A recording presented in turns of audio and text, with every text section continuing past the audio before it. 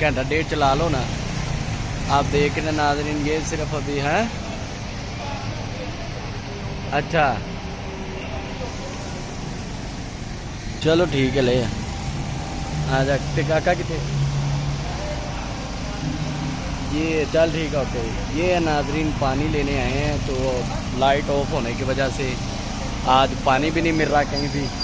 और आवाम का रश भी देखें, पानी वाले जो दुकानें वहाँ पे भी आज तो पानी वालों की बहार होगी, क्योंकि पानी मिल नहीं रहा कहीं पे भी। लाइट भी नहीं है।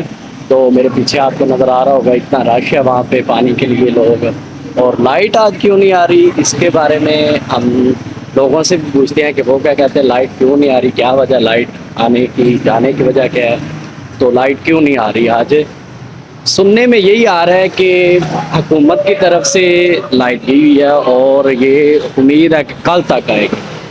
आज सारा दिन पानी के बगैर लोगों ने, लाइट के बगैर लोगों ने अपना गुजारा किया और सारा कुछ आज वो लाइट के बगैर ही मैनेज कर रहे हैं। तो अभी तक लाइट आने के कोई चांस नहीं है। लोग पानी के लिए इधर जा उधर जा पानी को ढूंढ रहे हैं।